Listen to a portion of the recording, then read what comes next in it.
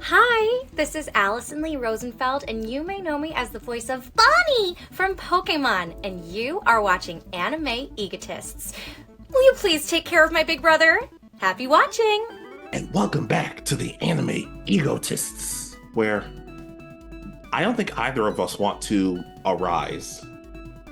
Yeah, so yeah, no, it's probably not. Yeah. Anyways, my name's Alex, and if given a second chance at life, depending on the anime, I'd probably just say, no, that's okay. Yeah, there are definitely worlds that, if that was what your result would be, then yeah, no, I agree. And I'm Richard.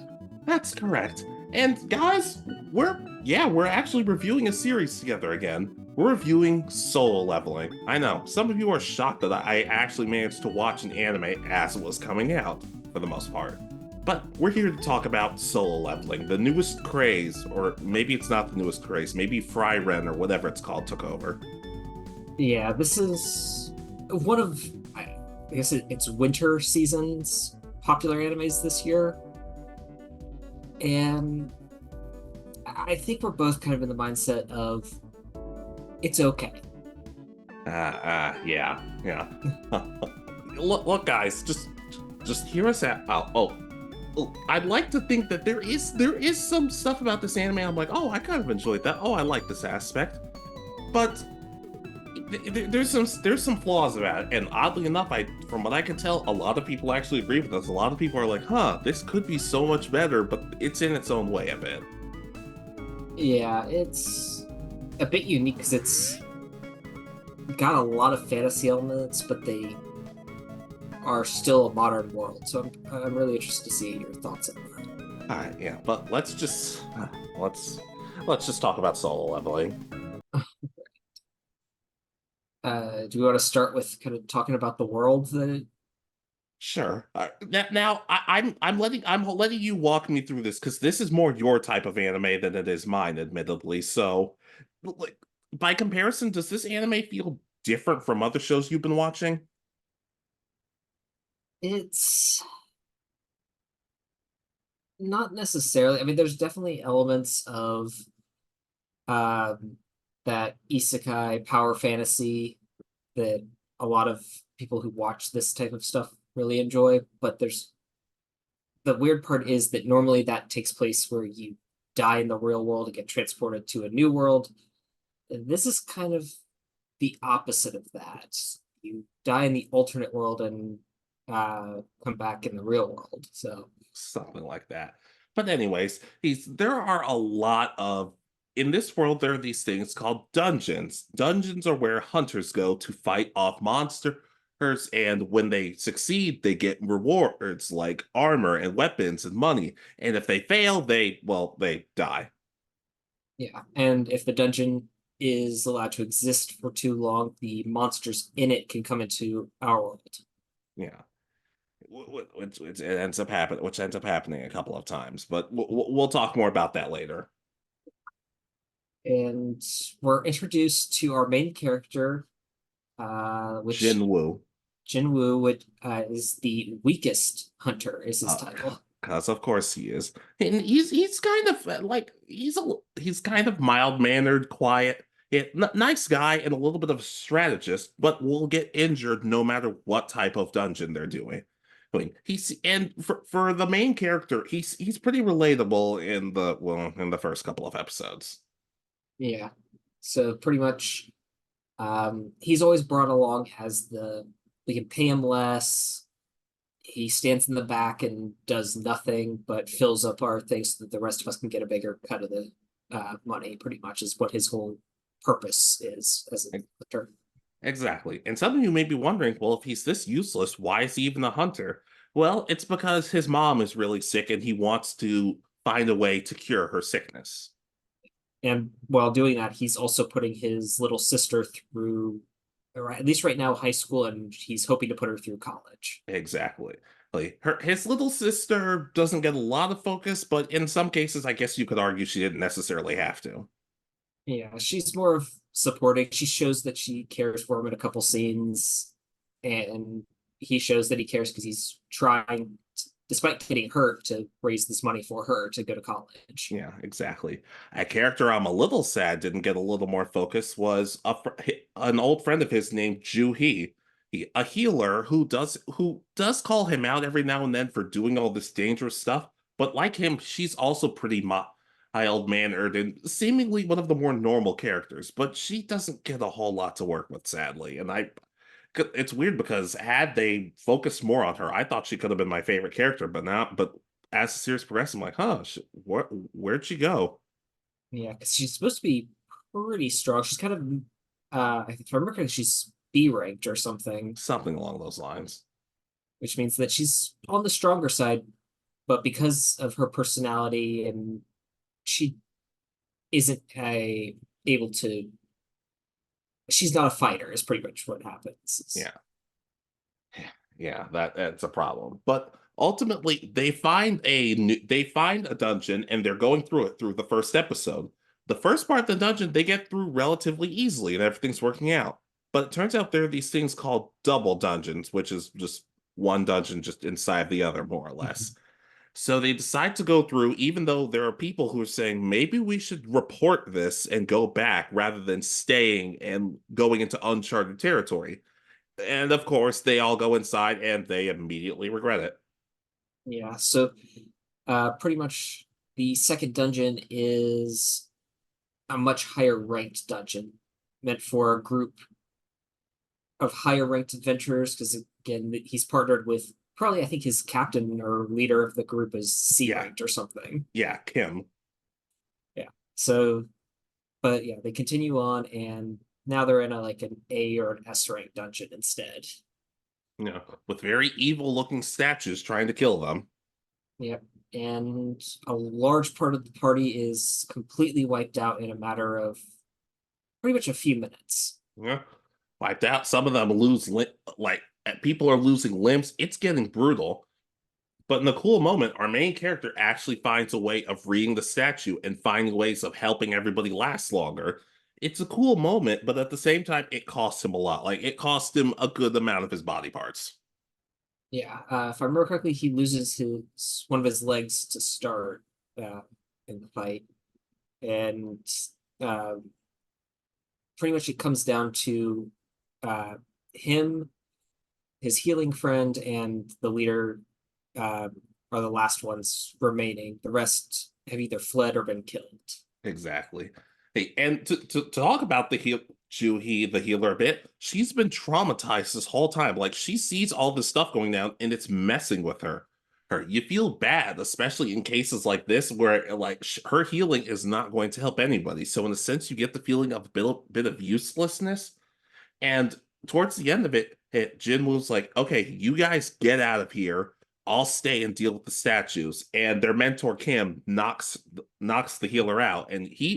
And Jinwoo even tells his friend, hey, next if I make it out of this, how about I take you out like I've always said to, which I'm not gonna get into spoilers, but that's another point for another day.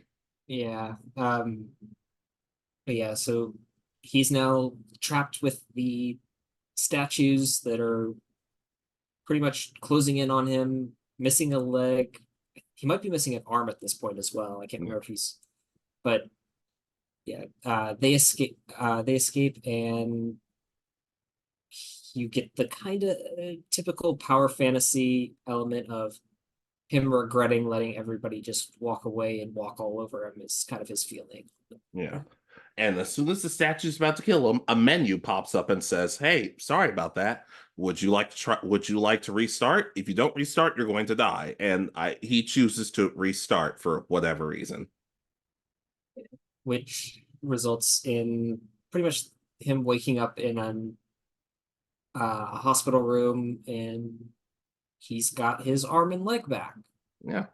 Yeah. I'm not sure that's how that works in real life, but hey, maybe the doctors there are just really, really good. Well, they mentioned, I think in a later episode with Kim, that because he lost his arm as well, that he just didn't get to someone in time. But it feels like they would have gotten to a doctor before uh, the main character would Yeah. have. Yeah. In all honesty, though, this is part of his awakening. Thanks to video game logic, Jinwoo is now fully healed, and he's noticing that he's a bit stronger. Because in this world, when an awakening happens, it doesn't happen often. But when it does, the person in mind is able to train and get stronger at an incredibly fast rate compared to average humans. So, trying to think in the next, it's kind of the next part of the story is that he starts getting daily quests, right? Exactly, yes. Yeah. Okay. Took me a minute to remember. So, pretty much it's your stereotypical do 100 push-ups, do 100 sit-ups, do 50 squats, run 10 kilometers. Yeah, that sort of thing. And as it progresses, he's able to do that more and more. And his healing friend is actually still like while she's still going through this, she is still worried about him, thinking, huh, is he okay? I want to visit him, but like just stuff like her own, she gets in her own way about it. Sometimes he's not in the hospital because he's too busy training, but a lot of the nurses notice, wow, he's changed, like because he's not this meek like guy anymore. He's grown taller, he's more jacked, he's a lot more serious, which all right. I wanted to save this question for a little bit later into the video, but with stuff like this and the way we see him grow and the way we see him grow, part of me wonders, why am I supposed to care?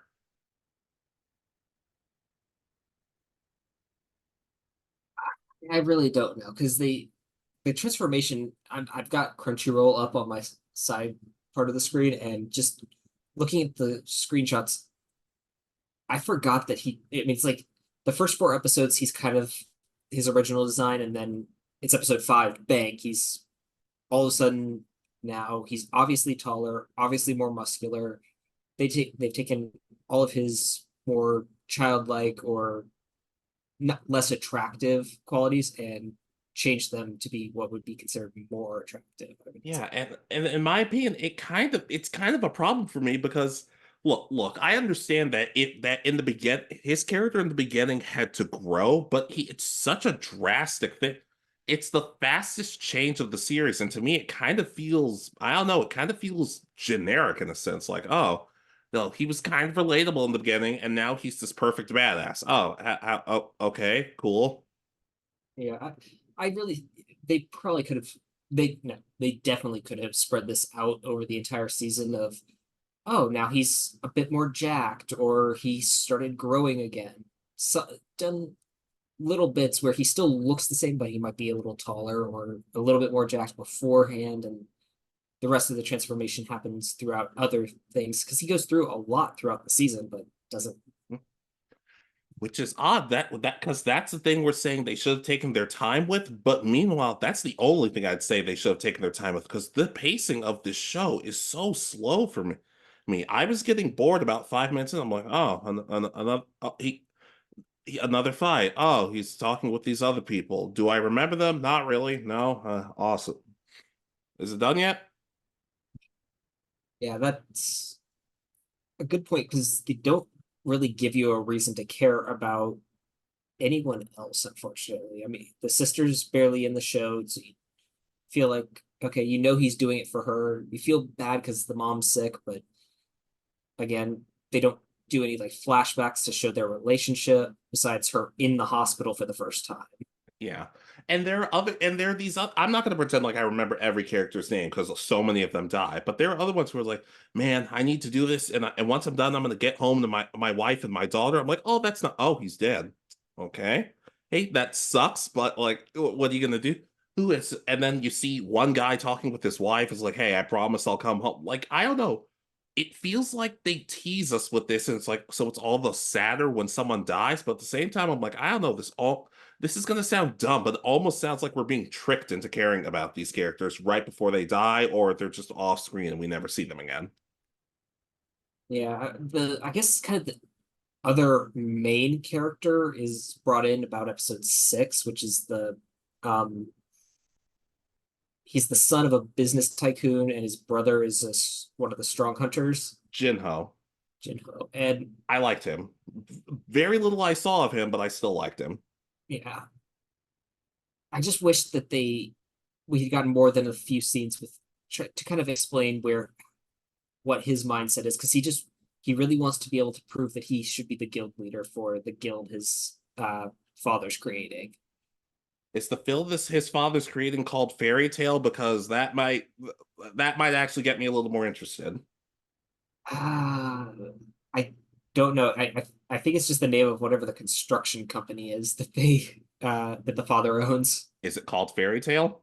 possibly. All right, we'll see. All right, that. See, that's a point in the show's favor. But a lot of the show is it's probably also due to the fact that a lot of the show is fighting. A lot of it is him fighting against goblin and fighting against knights, fighting against a lot of different creatures. And I would say this: the fights look really good. I like the animation and the art style. It gets your blood pumping. It gets you in. It's interesting in a vacuum. But after a while, you kind of start to think to yourself, huh, he's gotten a lot stronger, and that's cool to see, but he's beating everybody kind of easily, especially just on his own.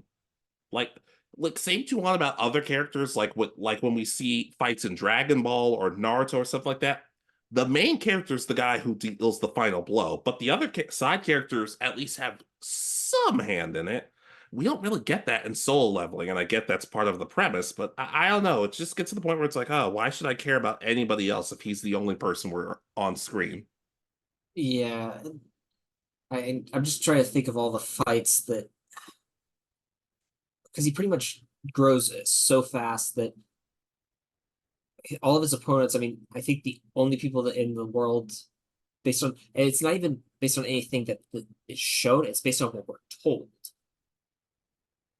is that the S ranked hunters are the only ones that could probably beat him at this point. But that's all we're told. We don't see him fight an S ranked person. We just see him go, well, I'm probably about a B, maybe a low A rank at this point in strength. It's like, okay, prove it. Yeah, and it's frustrating because a lot, like I said, a lot of people really like the anime so far, and props to them. I'm happy they're enjoying it, but there are a lot of people who are like, "Where's the investment? Where's the look? This isn't necessarily supposed to be a humorous show, and I'm not asking for it to be, but it just feels so like it feels so just dry and almost lifeless at times, to where the point where it's like, okay, another character died. That's cool. Oh." Jin Juhi's back. Has she gotten over her trauma? Oh no, she doesn't get over her trauma at the point we are in the anime. Like she just says, "No, I'm done. I quit," which is fair, but at the same time, I'm like, you feel sorry for this person. Not everyone can have a happy ending. We understand that, but just I don't know. Yeah, it feels like, I mean, I'm guessing that she's probably going to come back in some form if and when this gets season two, because I think the web manga from South Korea is the actual origin of that. Yeah, apparently, it was announced that we are getting a season two. So when that comes out, I'm guessing when they do whatever that arc is, she'll come back in some form. If not, then probably the next arc if that continues. I hope you're right because I did like her, but look, we've talked about this before, but my personal kind of issue is when people tell me that I'm too hard on this show. It's like, oh, well, just get ready for the next few seasons, and that's what's supposed to be.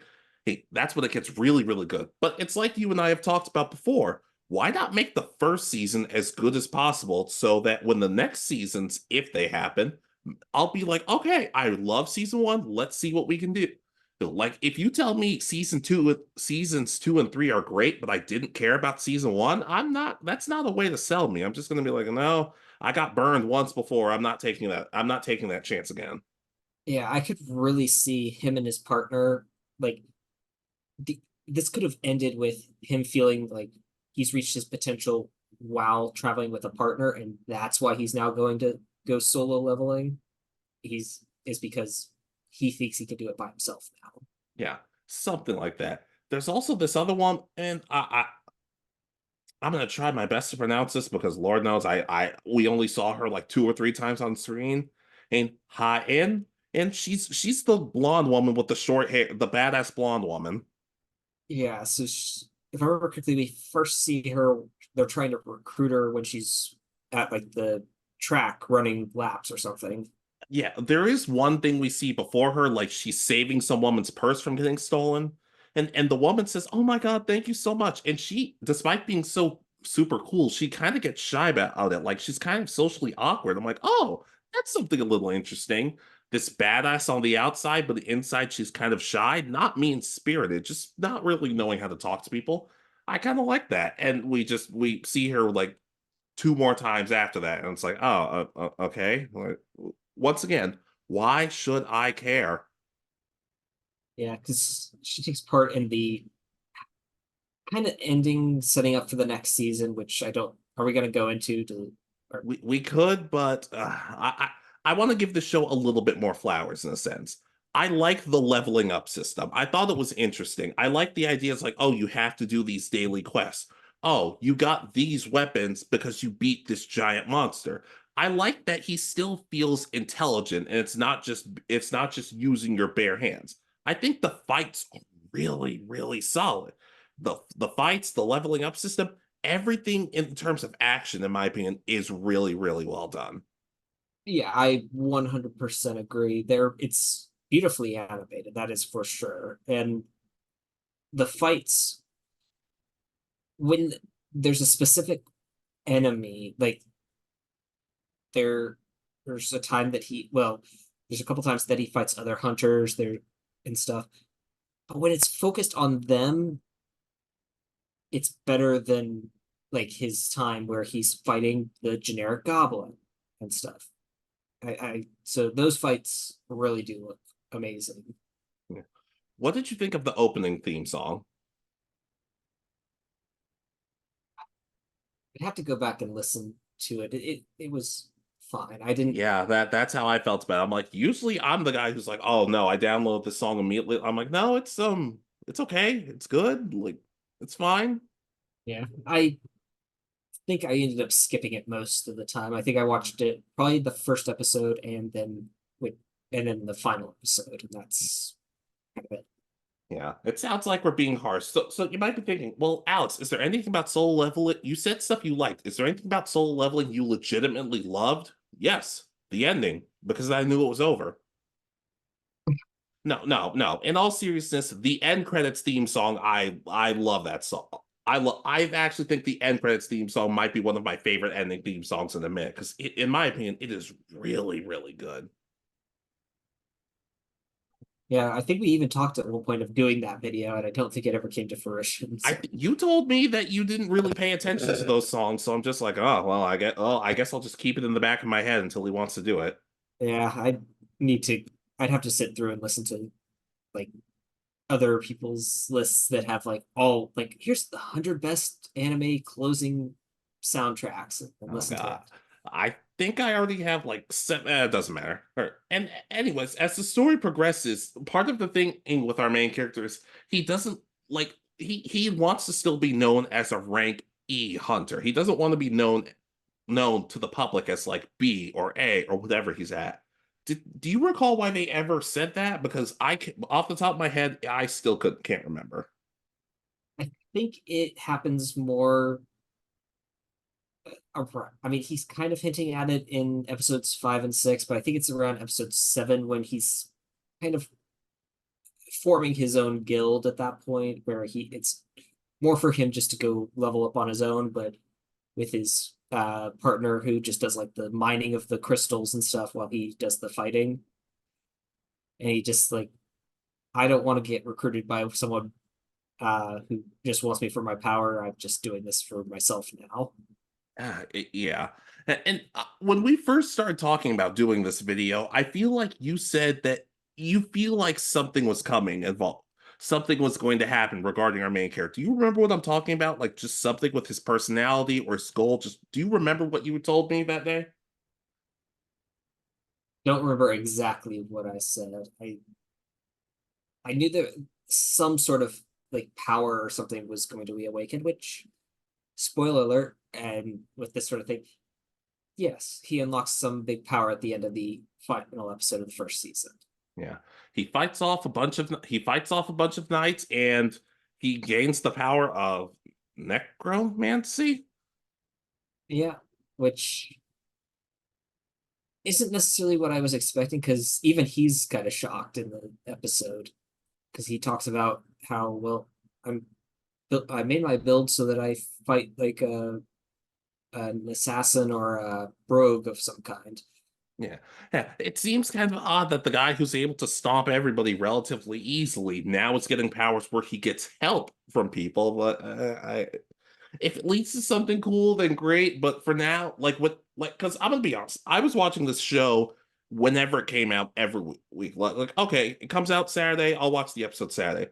The last two episodes I didn't watch for a good while, and finally somebody was like, "No, dude, you need to see a rise. Just promise." Like, all right. Everybody at work was telling me, "Watch the final two episodes, then you'll love Soul Leveling." I'm like, "Oh, that's it." Don't get me wrong, I didn't see that coming, but like I don't know, it didn't make me any more excited than I was before. I was just like, oh, another power up. Okay. Yeah, and it's an interesting one because I mean normally your hero character isn't the necromancer, so a little bit on the head, but who knows? We'll see if when this continues, I guess. Did you say you at one point you thought he might become a villain? I could see it. I could see this kind of doing the whole I'm sacrificing myself as a villain to bring peace in some form or fashion, but I could also see him turning into a full-fledged villain, I guess, later on. Yeah. Yeah. Oh, that's right. Oh, we did forget to mention in there were some hunters who tried to betray him and his best friend, and he killed all of them really easily. And one of them had a famous brother. I feel like we saw him maybe once in the moment when he learned, yeah, hey, your brother died, and your brother was killed, and he was on a mission with this other guy who happened to live. So, yeah, you put two and two together. Yeah, so he's got a couple enemies, and because he's got the leader of the hunter registration group that's kind of aware that something's going on with him, but doesn't fully understand. He's got this guy who wants to kill him, and he's got someone who knows his secret but doesn't, but is kind of sworn to secrecy at this point. Yeah. Yeah. We do see moments. We do see moments where his sister's thinking about him and like he's able to take care of himself more, that sort of thing.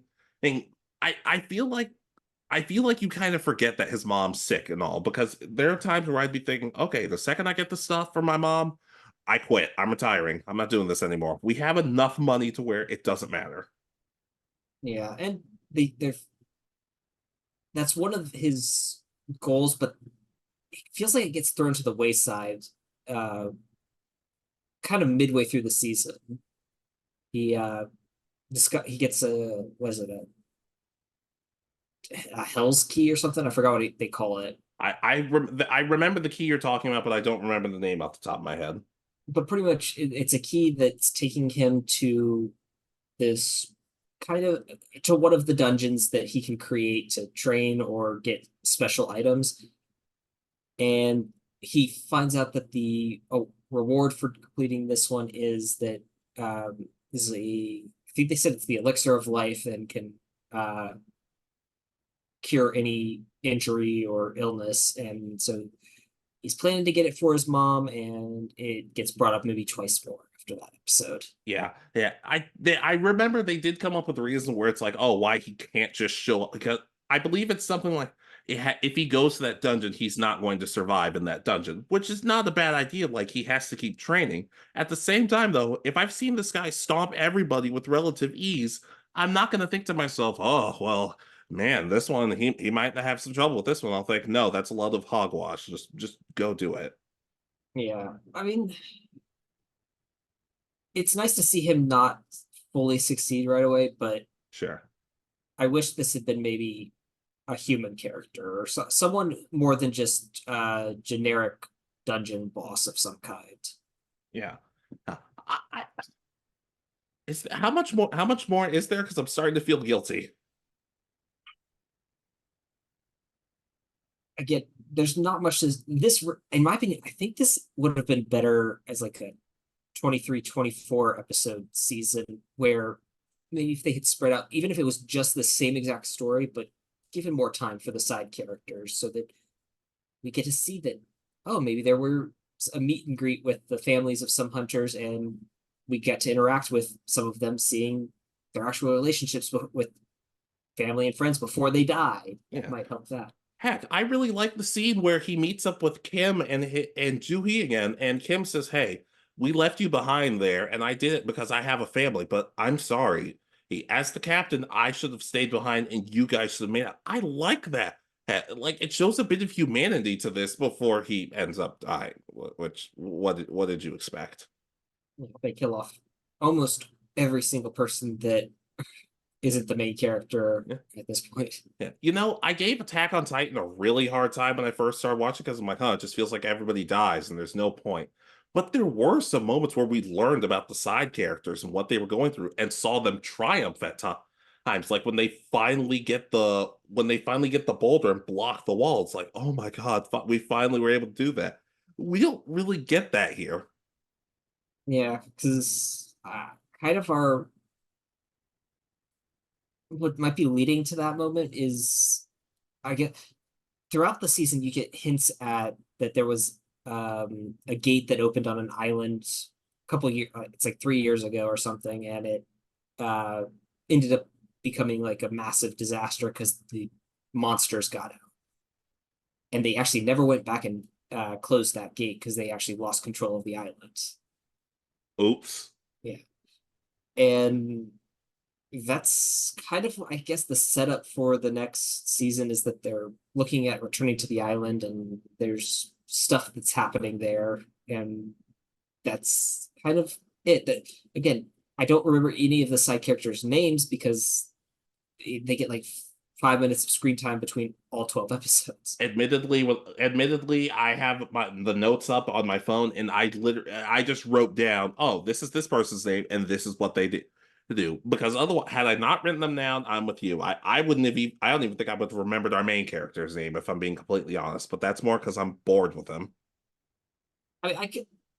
It's one of those I could kind of remember it. Jinwoo. It's just again not one that for an American, I guess, is easy to say or understand for me. Yeah. Yeah, but you see what I mean when I say I don't care what like having a great story is awesome, but I would rather have a good to great set of characters because it's if the story's mediocre but the characters are awesome, I'm like, you know what? I'm happy. I can be happy. But if the story's awesome and the characters are non-existent, then well, why should I care? Do you understand now why I've been saying that for years? Yeah, this it feels like this has potential, and maybe if more characters survive long enough to interact and develop, and we get to see more of them in maybe season two, maybe both of our feelings will change on Yeah. this. Yeah. So overall, what are my thoughts on what are my thoughts on solo leveling? I don't necessarily think it's a bad anime. I just don't think it's very engaging. The characters need work. The main character kind of feels cliche. Hey, and ultimately it just has a hard time gripping me at times. I will say, like I said though, the action's a lot of fun. The ending theme song, in my opinion, is incredible. There's stuff about this that really does work, but there's stuff about this that really does need work. Yeah. Again, I think had season one been a bit even well, probably double the number of episodes that give characters a chance to grow and you get to learn more about them, even if they are destined to be killed. If we had 2 or 3 episodes with some of those in that first part, it might feel like it takes too long to get to the action, but we also get to learn more about them and feel something when they actually die, or why they understand more why they run away. Yeah, I'm glad you're kind of on my side because you watch more of these shows than I do. So I'm like, oh, am I going to sound like how stupid am I going to sound in front of Richard? No, I could definitely see it. I think I enjoyed it a little bit more than you did, but that's just because I like this type of anime. But I definitely understand and feel because a lot of these shows do have good ensemble cast where you get to know characters more than just the main character. The main character may still be the overpowered one, but he's got relationships that you actually focus on in some episodes. Exactly. And I will say, to give it credit, I am interested in apparently a video game coming out. I don't know if it's a mobile app or just like a legit console game, but I'm interested in at least giving it a look. Yeah, that could be interesting, especially if they are able to fully adapt the leveling system from the story. Yeah. I will say, not to get into a little bit of a tangent, but I don't remember if it was like a tweet or a video someone posted, but I guess the premise of the post was the anime Bocchi the Rock is better than solo leveling. I'm like, that's a really kind of weird take. Hey, because they're two different shows. One show is about somebody killing a bunch of hunters and leveling up, and the other is a show about a girl who has social anxiety trying to start a band. It's a weird straight. It'd be like saying, "Hey, Richard, you really like Moriarty the Patriot? Well, guess what? Chobits is better." Like, well, they're different, completely different show. You understand what I mean? Yeah, I could see maybe like Bocchi the Rock being compared to Watamote or something, where there is that kind of focus on the social anxiety and all of that as one of the main focuses. But I don't know. I'm trying to think of something that this would be relatively like Sword Art Online, maybe? possibly, but this is they've got similar elements, so Yeah. that would be fine. Yeah, I just thought that was a really weird take, and I'm also gonna think to myself, I mean, Bocchi the Rock is better, but that's not saying a whole lot. It's kind of mid too, but that's another point for another day. We'll review that one once I get around to watching that series. I don't even know if we. I don't know. I don't want to be too hard on the show. I'm just saying it's a weird thing to say when they're two completely different anime in completely different genre. It was just a weird take I saw. I'm like that. That doesn't sit well with me. Yeah, no, it's again the whole stereotype of comparing apples to oranges. Yes, they're both fruit, but other than that, they're different. Yeah, that's not a horrible way of putting it, but yeah.